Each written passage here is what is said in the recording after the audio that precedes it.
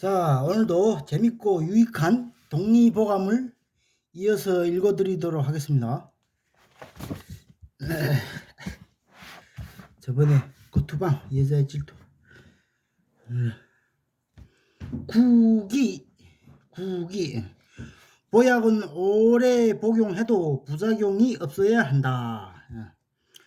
이렇다 할 병은 없는데도 필요하기 쉽고 허약하여 보약이라도 적당한 것이 있으면 먹어봤으면 하는 사람이 있다.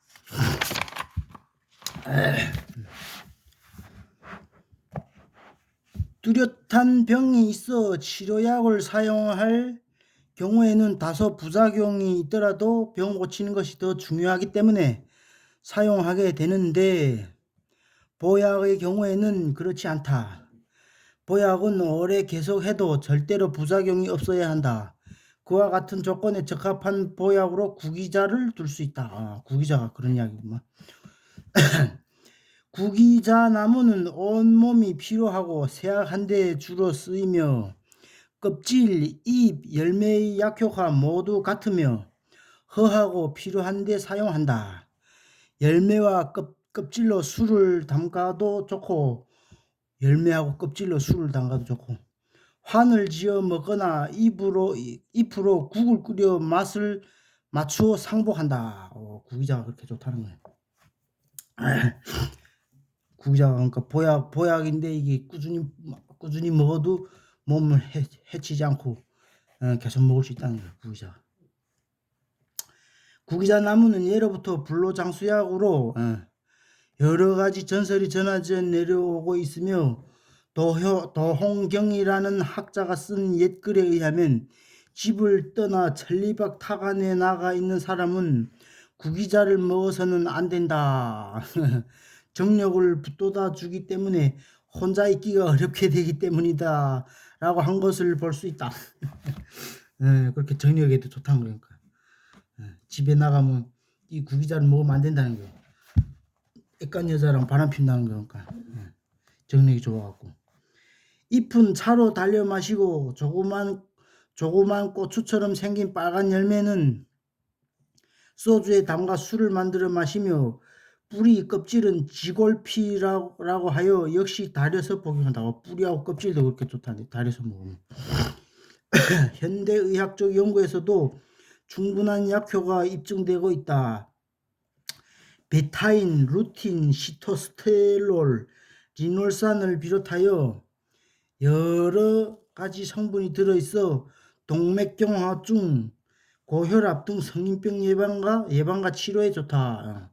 위장이 튼튼해지고 변비증이 없어지며 얼굴이 여드름도 없어진다. 이 구기자가 여러 가지 효과가 엄청 많네. 구기자는 이거 구하기 쉬운데, 근데 사람들 잘 안 먹지 이걸. 이거를 이거 지금 보면 위장에도 좋네. 동맥경화도 좋고 고혈압에도 좋고 성인병 예방에 치료가 좋다는 거예요.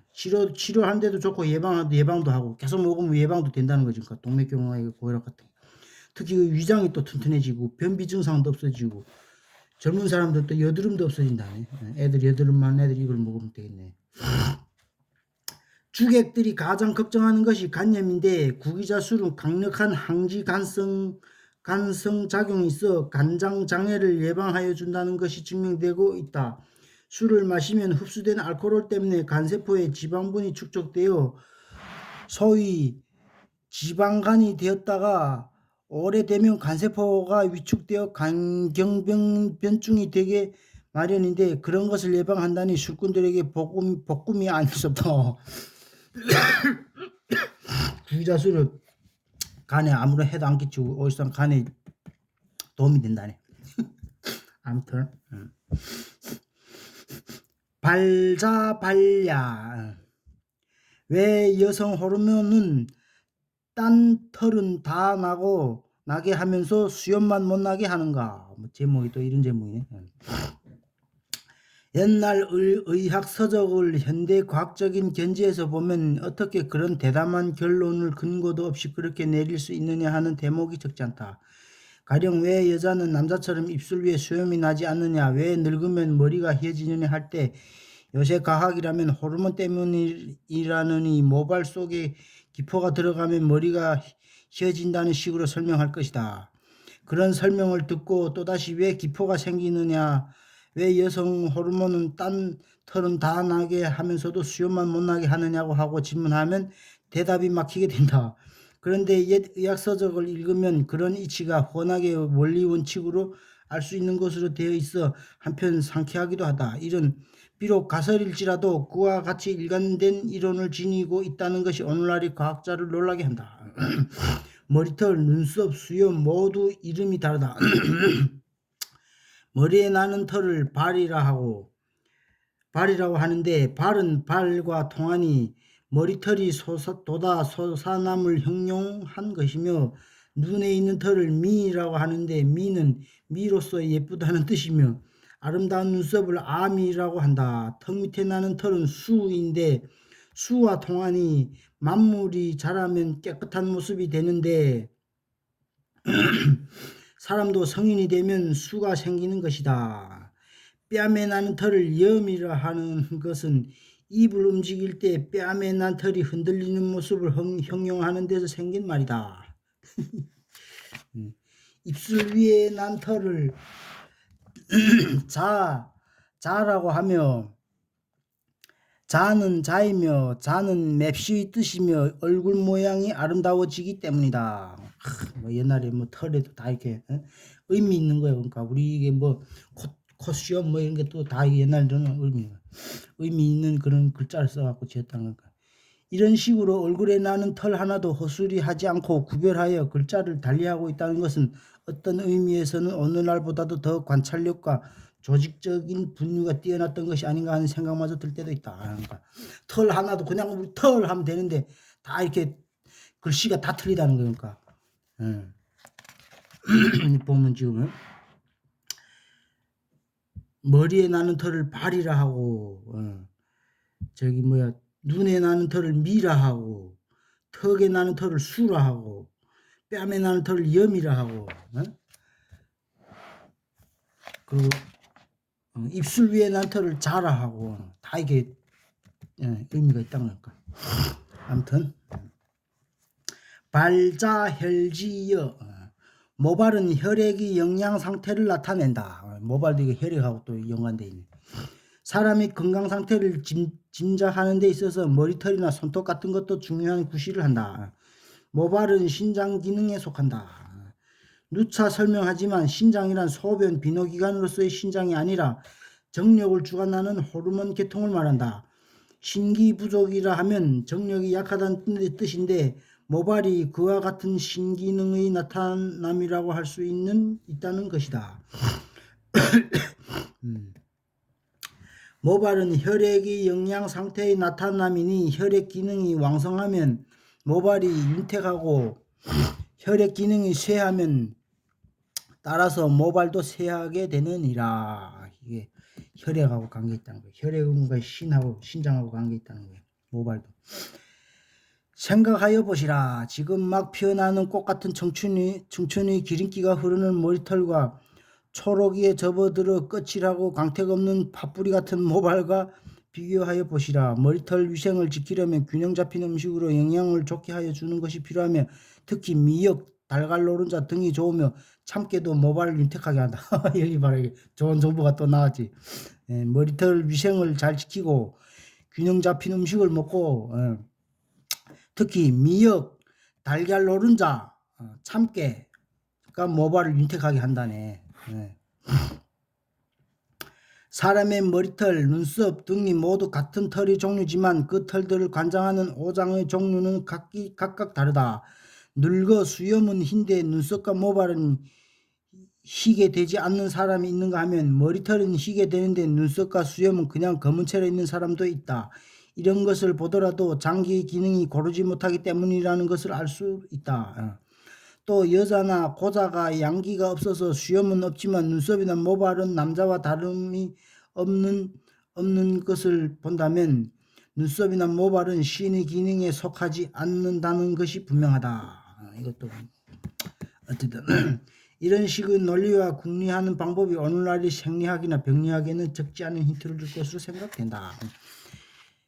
우리 몸에 나는 털도 모든 각자 장기가 또 이렇게 다 적용하는 장기가 다 틀리다는 거죠. 그러니까 눈썹 털은 뭐 어디 어느 장기에 의해서 나고 뭐 코털은 어디 어느 장기에서 나고 그런 뜻인 것 같아요. 아무튼 한 페이지만 더 있고 백죽 조반으로 죽을 먹으면 정신이 맑아진다. 조반이라는 게 아침으로 죽을 먹으면 정신이 맑아진다는 거예요. 세상이 왜 이렇게도 촉박하게 돌아가는 것일까? 일에 쫓기다 보면 어느덧 해와 달이 바뀌게 마련이다. 이런 때일수록 경황을 차려서 먹을 것은 먹고 휴식해야 할 시간은 휴식을 취하도록 해야지. 먹는 것, 자는 것까지 소홀히 해서 나의 생명이라는 본전마저 잃게 되어서야 말이 되겠는가? 생명, 건강한 몸이 그러니까 본전이라는 거예요. 옛말에 완물상지라는 말이 있다.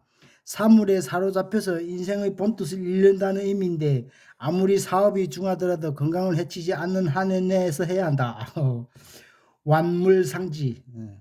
사물에 사로잡혀 인생의 본뜻을 잃는다는 거니까 너무 애적인 것에 집중하다 보면 본인을 잃어버린다는 거니까.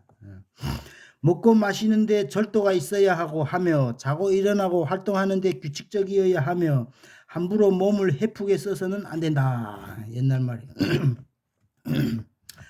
아침에 조반을 뭘로 하는 것이 좋으냐에 대해서는 사람마다 다르다. 국제적인 감각으로 빵에 우유, 계란이 제일이라는 사람이 있는가 하면 역시 재래식으로 된장국에 밥이 제일이라는 사람도 있는데 자기 좋은 대로 하면 되는 것이지 어느 것이라야 꼭 된다는 법은 없다. 옛날 양생가들은 조반에는 흰죽이 좋다고 한 것이 있다. 흰죽이 좋다는 옛날 사람들. 새벽에 일어나서 죽을 먹으면 속이 개운하고 위가 튼튼해지며 소화액의 분비가 좋아 종일토록 몸이 상쾌하여 영양도 좋다. 쌀은 올벼보다도 늦게 익은 벼를 짙게 끓여서 풀어지게 한 것을 먹는다. 늦게 익은 올벼 그러니까 가을 추석 전에 추석에 나온 쌀 말고 추석 지나서 나온 쌀이라는 거 그러니까 늦게 익은 벼면 원래 추석에 뭐 햇살이 나와갖고 이렇게 조상한테 올리는데 그 쌀보다도 저기 뭐 늦게 익은 벼쌀, 그러니까 오래된 쌀, 늦게 나온 쌀을 질게 끓여서 완전 풀어지게 한 것을 먹는다. 그러니까 아침에 그걸 먹으면 정신이 맑아진다는 거니까. 밤과 낮에 따라 우리 몸의 자율신경계의 활동이 반대로 되며 아침에 깨어나서 아직 주간형으로 적용되기 전에 꾸역꾸역 밥을 먹는 것보다는 먹기 쉬운 죽을 섭취하는 것이 합리적이라고도 할 수 있겠다. 중국 호텔에서 조반으로 죽에 고기가루를 넣고 채소의 소금 절임을 먹는 산뜻한 미각을 경험한 분은 조죽의 뜻을 이해할 것이다. 중국의 큰 호텔들에서도 아침에는 조반으로 죽을 준다는 거니까. 아무튼 오늘은 여기까지.